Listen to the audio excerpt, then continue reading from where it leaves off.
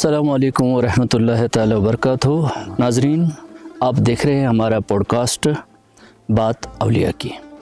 और मैं हूं आपका मेज़बान डॉक्टर गुलाम नबी हलीम। हमें तलाश है कि कश्मीर की रूहानी मीरास जो सदियों से हमारी ज़िंदगियों को मुतासिर करते आई है, तो इस सिलसिले में हमारे पहले पॉडकास्ट के जो मेहमान हैं वो किसी तारुफ़ के मोहताज नहीं हैं। मेरा मुराद है आप एक इस्लामी स्कॉलर हैं, आलिम दीन हैं और तसव्वुफ़ और रूहानियत पर गहरी नज़र रखने वाले, मोहताज तारुफ़ नहीं।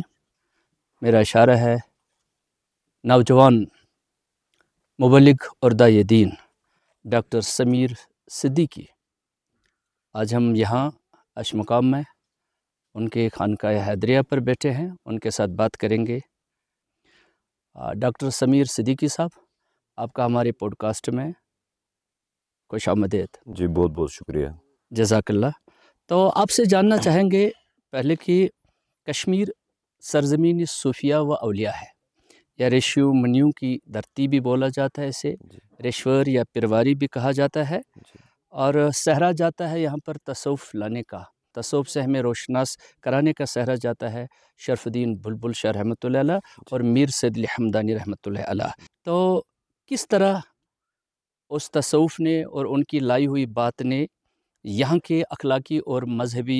खादोखाल बदल डाले? क्या उनकी आमद को कश्मीर की रूहानी शनाख्त से ताबीर किया जा सकता है? क्या ख्याल है आपका? बिस्मिल्लाहिर्रहमानिर्रहीम। हलीम साहब, ये जो सवाल है अपने जुलू में बहुत वसअत रखता है, और जो यहाँ पर हज़रत शेख शरफ़ुद्दीन अब्दुर्रहमान बुलबुल शाह तुर्किस्तानी रहमतुल्लाहि अलैह तशरीफ़ लाए, तो उन्होंने सबसे पहले जो है यहाँ के जो बादशाह थे, बहरहाल मुझे तारीख़ में जाना नहीं, लेकिन फिर भी एक इंदिया देता हूँ मैं, यहाँ के बादशाह रीनचंद शाह को मुसलमान करके उसको मलिक सदरुद्दीन कर दिया। और फिर कहा जाता है अन्नासु अला दीन मुलूकिहिम, जो लोग होते हैं वो अक्सर अपने पेशरों के मज़हब पर होते हैं, दीन पर होते हैं, तो उनकी देखा देखी जो है उमरा जो हैं, फुज़ला जो हैं, उनके दरबार के वो भी इस्लाम ले आए। लेकिन फिर उमूमी सतह पर पॉपुलर ट्रेंड जिसको जो इस्लाम की यहाँ पर चली, और कश्मीर को इस्लामी रूहानियत की आमाजगाह बनाने में जो सबसे कलीदी रोल अदा किया, वो हज़रत सैयद अली हमदानी रहमतुल्लाह अलैह, जिन्हें कश्मीर के लोग फ़र्त मोहब्बत में शाही हमदान भी कहते हैं। तो हज़रत अमीर कबीर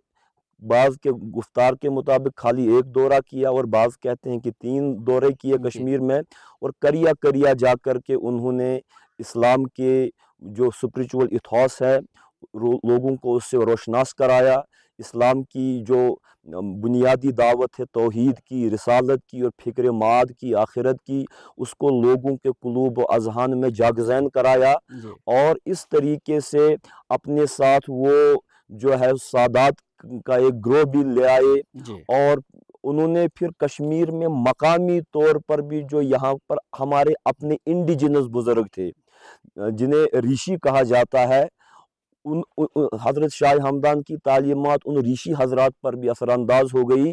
और यही ऋषि हज़रात हमारे करिया करिया गाँव गाँव जा कर के है मकामी लय में, कश्मीरी लय में लोगों को जो है इस्लाम से रोशनास कराया। और शाह हमदान के बारे में मैं सिर्फ इतना कहूँगा कि शाह हमदान ने हमें क्या दिया। गालिबन हज़रत शेख याकूब सरफी रहमतुल्लाह अलैह फरमाते हैं, इन हमदान हमदानी दहद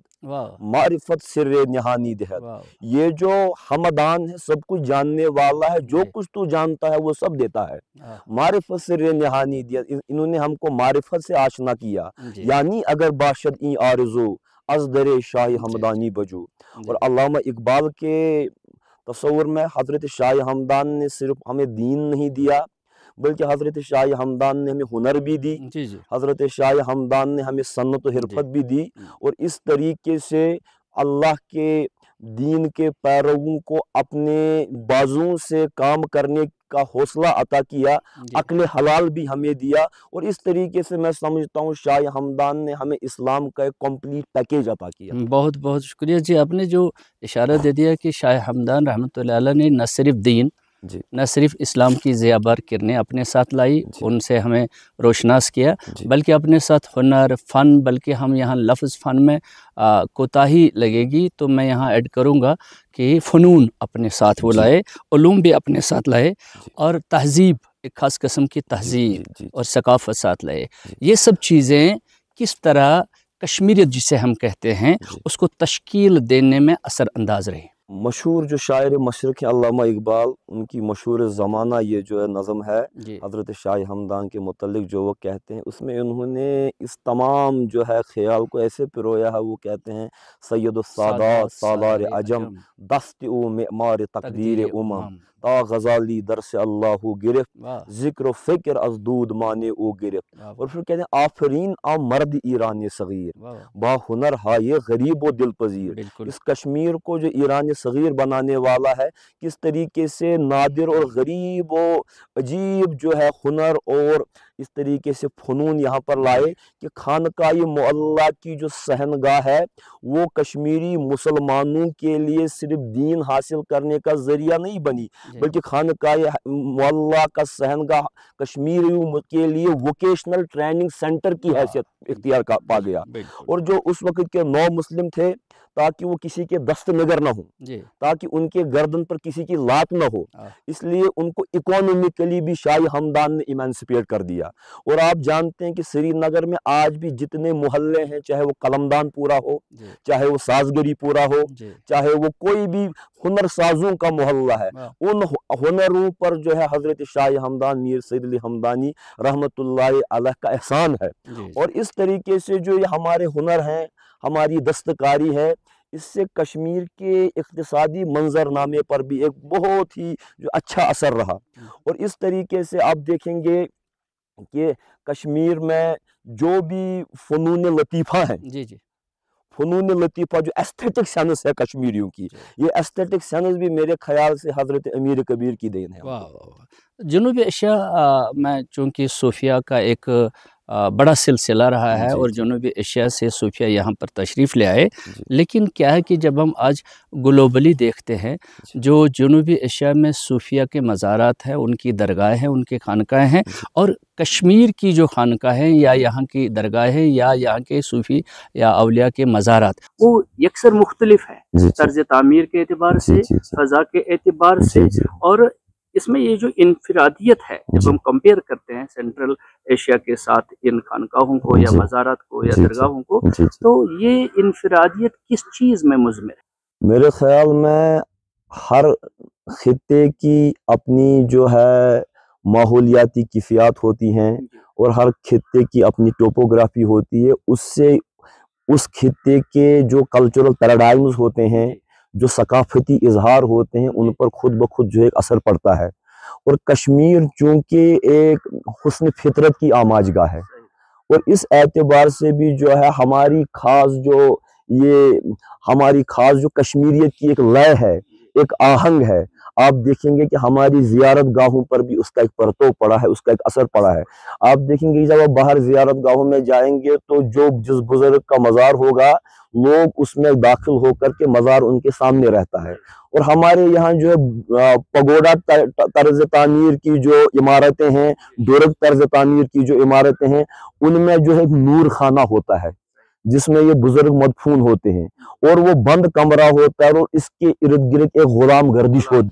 گردش ہوتی ہے۔ تو یہ ایک علامتی اظہار میرے خیال میں ہے کہ جو حقیقی چیز ہے اس کو آپ اپنے وجود کی سینٹریلٹی میں تلاش کریں، اور اسی کے ارد گرد جو ہے آپ جو ہے اسی ایک مرکزی نقطے کے ارد گرد جو ہے گردش کرتے رہیں، تاکہ آپ کو اپنا جو ہے وہ وحدت کا جو نقطہ ہے جو حاصل ہو جائے۔ اور اسی طریقے سے مجھے لگتا ہے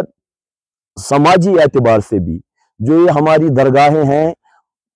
جب کشمیر میں بھوک مری کا دور تھا، جس کو ہم کشمیر میں بچھکال کہتے ہیں، اور بیگار کا دور جب کشمیر میں تھا، اور کشمیر میں بہت سارے جو ہے حالات بدلے، جیسے افغانوں کے دور میں کہا جاتا تھا، میر سعد اللہ شاہ آبادی لکھتے ہیں، سر بریدن پیشی این سنگی دلا گلچیدنس، نفسیاتی اعتبار سے کشمیری لوگ خوف زدہ ہو گئے تھے، اور یہ زیارت گاہیں ہمارے لیے تب بھی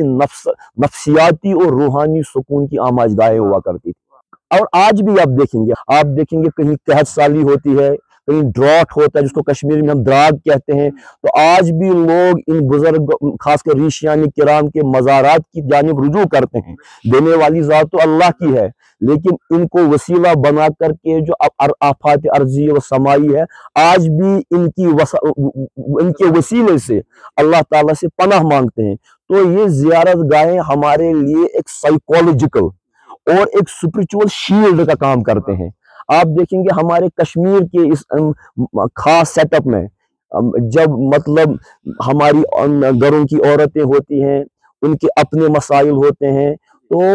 اپنے ان جذبات کو کیتھارسس کرنے کے لیے کبھی وہ ان زیارت گاہوں پر جاتی ہیں، تو جو ان کی جو نگیٹو توانائیاں ہوتی ہیں لوگوں کی، اس کو ایک خدائی عنصر مل جاتا ہے۔ اور یہ کشمیر کے جو ہمارے زیارت گاہیں آپ دیکھیں گے بہت سارے ریشی مراکز ہیں،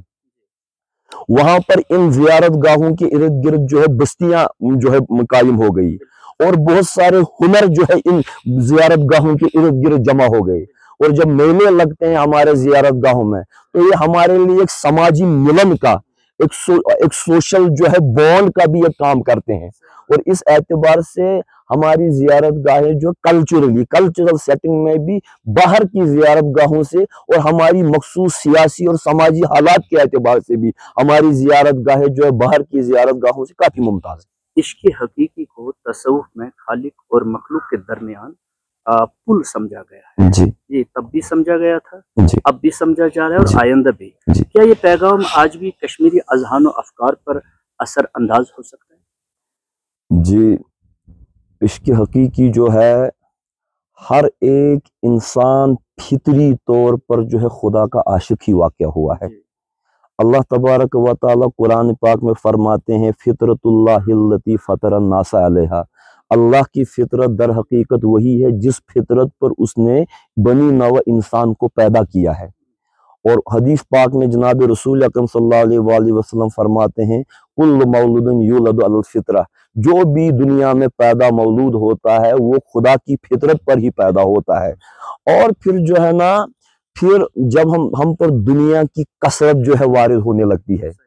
دنیا کے ہنگاموں میں ہم گم ہوتے ہیں۔ پہلے تو ریئل لائف کی ملٹیپلسٹی تھی، اور آج ورچوئل موڈ میں بھی ہماری دنیا میں جو ہے کثرت ہم پر وارد ہو رہی ہے۔ تو اس ہنگامہ خیز حالات میں جو ہے ہم اپنی وہ فطرت جو ہے کہیں نہ کہیں جو ہے اس سے غافل ہو جاتے ہیں، ورنہ ہر انسان میں جو ہے وہ دیدار کی کسک ہر وقت قائم رہتی ہے۔ اور بقول مولانا رومی رحمۃ اللہ علیہ وہ کہتے ہیں ہر کی دور ماند از اصل خیش باز جو ید روزگار وصل خیش، جو بھی انسان اپنی اصل سے جدا ہوتا ہے وہ کبھی نہ کبھی اپنے وصل کا زمانہ پھر سے تلاش کرتا ہے، جس کو ہماری للا عارفہ نے کہا ہے زو چھم برمان گر گسا، ہر ایک انسان یہ گھر واپس جانے کی صحیح رکھتا ہے۔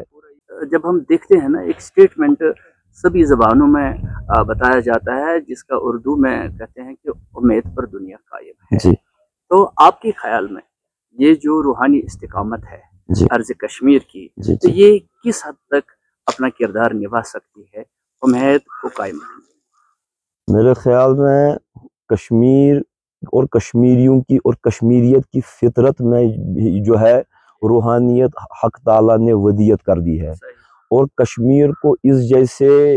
سپوت ملے ہیں، نند رشی جیسے سپوت ملے ہیں جنہوں نے اس روحانیت کی جو ہے اس روحانیت کے اس جھنڈے کو، روحانیت کی علم کو ایک کریا لے گئے ہیں۔ حضرت شیخ نور الدین نورانی نے عام دہقانوں کو، عام کسانوں کو انہی کے کوئنیج اور انہی کی زبان میں جو ہے خدا پرستی کا جو ہے فلسفہ سکھایا۔ مثال کے طور پر کوئی کسان ہے، اس کو نماز کی اہمیت اس دور میں پتہ نہیں، تو وہ ایک شروع میں کہتے ہیں لیزم سیتی وسرو کو وسطی خاص چھوئی حامتے کڑت تراو لازم سجد چھوئی نیندتا وسطی یس کرے گنگل سوئی کر تراو۔ اب ایک دہقان کو ہی پتہ ہے کہ نیندتاو جو ہے وہ کیا چیز ہے، اور اس میں اپنے کھیت کی منڈیر پر سجدہ کرنا کتنا کاردار دوارا معاملہ ہے، اور اس کو مقامی تلمیحات اور استعارات سے یوں سمجھ لیجئے کہ شیر مادر کی طرح کشمیریوں کی گھٹی میں حضرت علمدار ملک کشمیر نے روحانیت کو بسا دیا ہے۔ اور یہ روحانیت، ہماری جو روحانیت ہے یہ وحدت حق اور وحدت انسانیت کی سطح پر ہے۔ ہماری روحانیت جو ہے یہ فصل کی روحانیت نہیں ہے، یہ ڈینومینیشنل اسپرچویلٹی نہیں ہے، یہ کوئی مکتبی اور کسبی اسپرچویلٹی نہیں ہے، بلکہ یہ وصل کی، بلکہ وہ فرماتے ہیں اکسی مویلس ماجی ہندن کر بندن توش ہندن کیو مسلمان مسلمانن کیو ہندن کر بندن توش کر بندن توش خدائی جی۔ اور میرے خیال میں یہ ایک بہت بڑی بات ہے کہ ہم ہر ایک متنفس میں جو ہے پروردگار عالمین کی مظہریت دیکھیں، کیونکہ تمام کائنات میں صاحب چھو اکوئی نا اچھس لچھا ذکر رس اکچھامو، ہر جگہ جو ہے اسی کی مظہریت کو تلاش کرے، ہر متنفس میں اس کی مظہر، تو امید ہے کہ انشاءاللہ المستعان یہ دنیا جو ہے